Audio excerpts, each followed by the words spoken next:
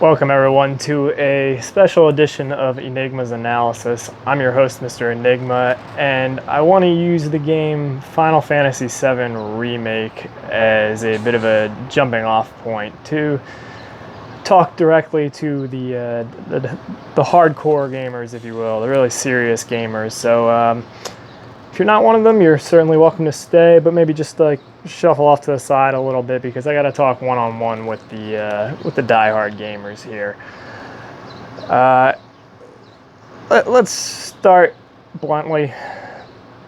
Final Fantasy VII Remake is not a good game. No, don't get me wrong. No, I know you think it's a good game, but I'm here to tell you it's a bad game. But before we get too deep into that specifically, I want to get into a general qualm I have with a lot of stereotypical gamers, which is that gamers, you don't respect your time. You don't value your time.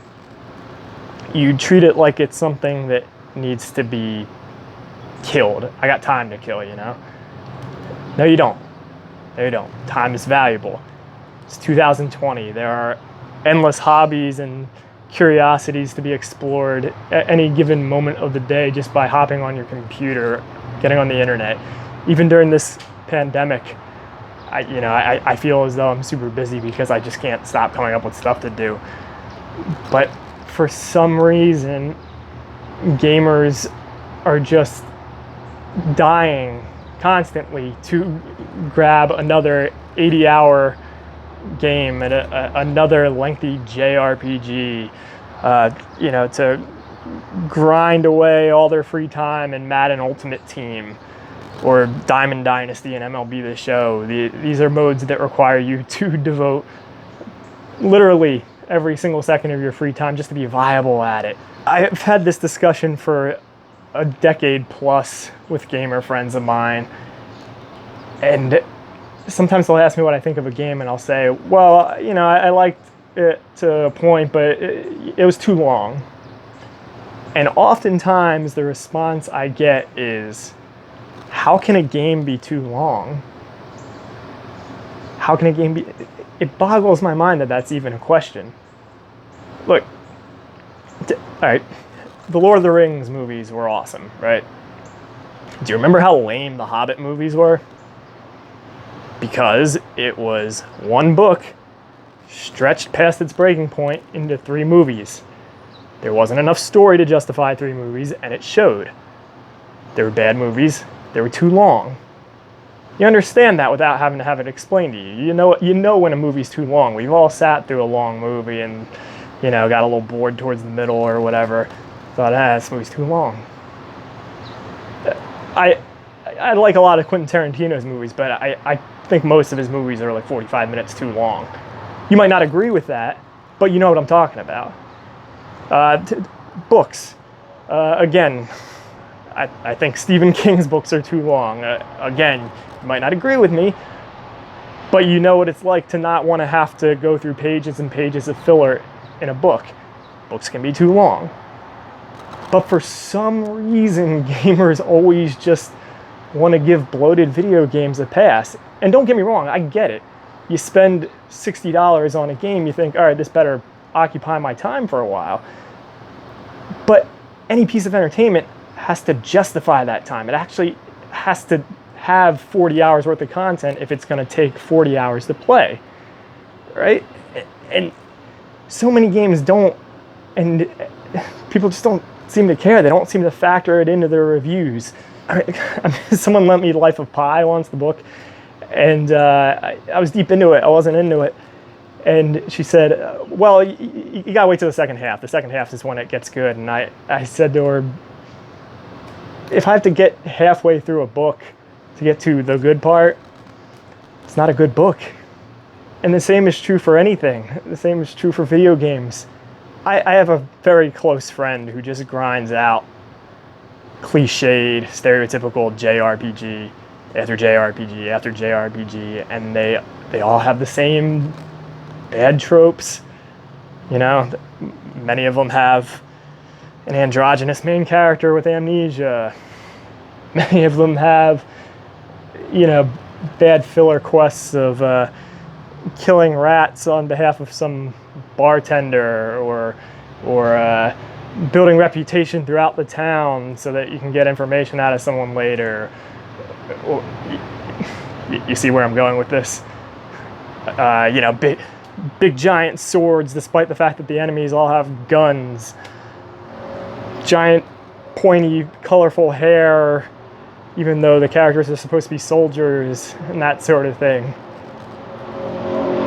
But I think gamers, and I think specifically JRPG fans, I think they got hooked on the genre when they were in their formative years, and then you just played so many of them over and over again that what you're willing to accept has become watered down, right? When you see bad storytelling, you don't judge it for what it is anymore because you're just used to seeing it.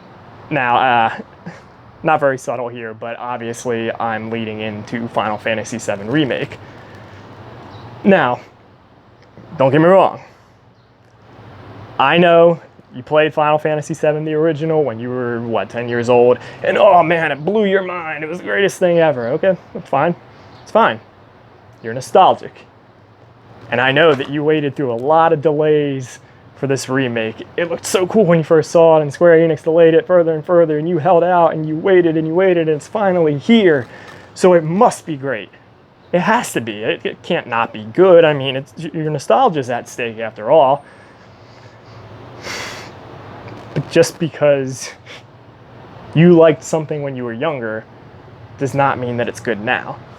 And actually, to be honest, I'm not even arguing that the original Final Fantasy VII was bad. I'm not commenting on that one way or the other. That argument doesn't interest me.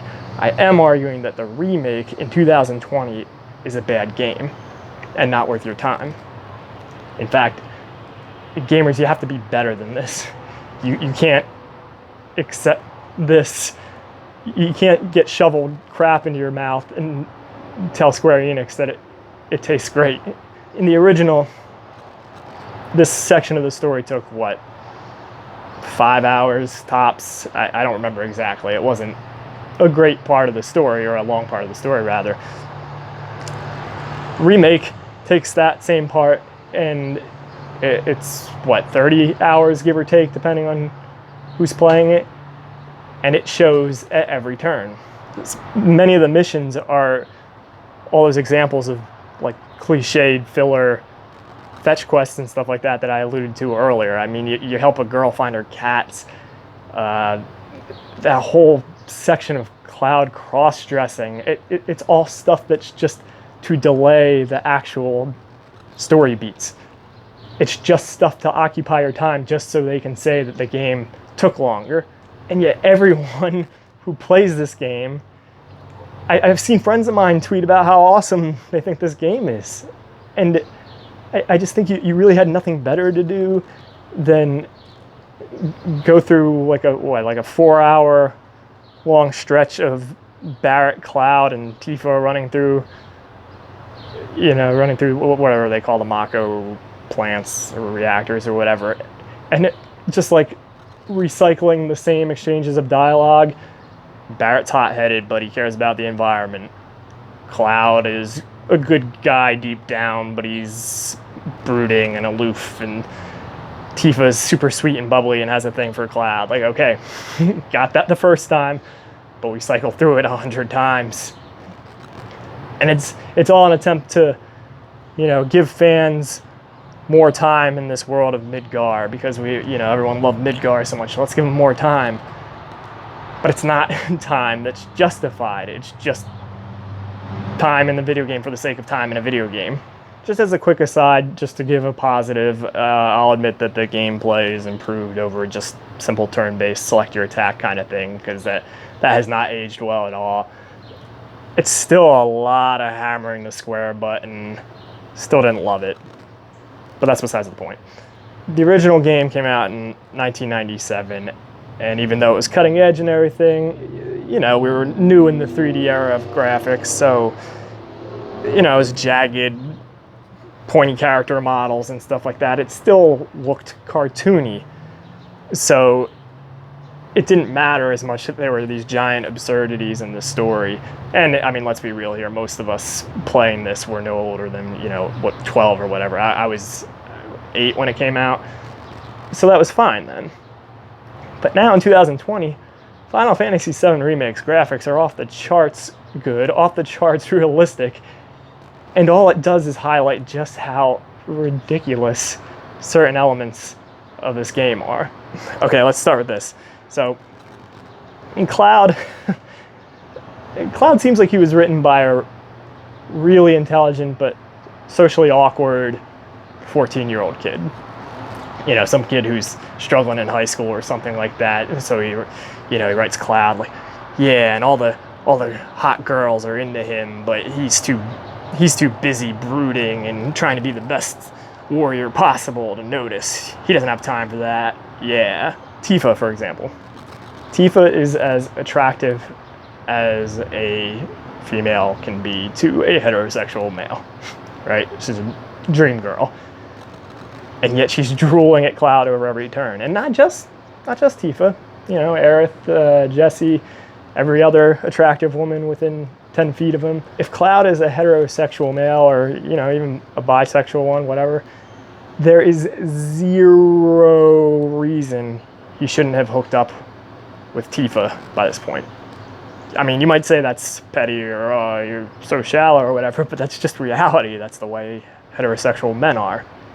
It kills one's ability to suspend disbelief and get into the story. It's just ridiculous. There's no, I get that Cloud is supposed to be this ultimate badass or whatever, despite the fact that he's, got kind of like a slender, effeminate build, and Barrett is standing there next to him and is like 3 times his size.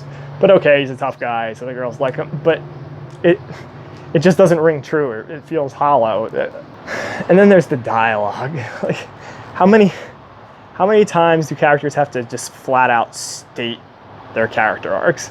How many times do we hear Cloud say, well, when things get tough, just move along. It's what's always worked for me. Or then, he'll crack a smile at one point and Tifa will go, oh, you're lightening up. Huh? Like that level of dialogue wouldn't make it past a rough draft of even a very mediocre Hollywood movie. And yet this is supposed to be like a big budget blockbuster video game with all the top writers on it and everything. Maybe this is why so many people don't take video games seriously in the mainstream in terms of it being a storytelling method. Then there's the physics of the whole thing. Okay, remember, there's a crucial point of the plot where Cloud drops all the way from the top of Midgar, from, the Mako reactor, and falls, it's gotta be what, miles? All the way down, and just so happens to be aligned perfectly with Aerith's flower bed. So not only does he fall that way and it's perfectly aligned, but he falls through the roof of the church and lands in, a softish patch of dirt and pops up without so much as a scratch on him. Doesn't strike you as odd? First off, I don't know how the layout of Midgard is supposed to make sense like that. And I know Cloud's supposed to be a tough dude who can, take a punch or whatever, but I mean, the roof alone should have killed him, right? And of course, just the level of coincidence that, like, oh, look, it happens to be one of the most important characters' flower beds. And yeah, but this is just sort of the acceptance of the absurd we're supposed to go with. Speaking of the plate, dropping the plate to take out Avalanche is the stupidest plan of all plans. Just think about this for a second. Okay, Shinra's big evil corporation. They don't care about the people in the slums. They want to get Avalanche. Got it. Perfectly understood.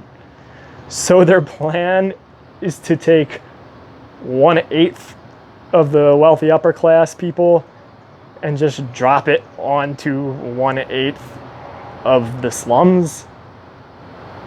Like take the most corrupt government you can imagine and try to picture what their country would look like if they just blew up 1/8 of their upper class elite to get at a terrorist group. Because I know they do blame it on Avalanche or whatever.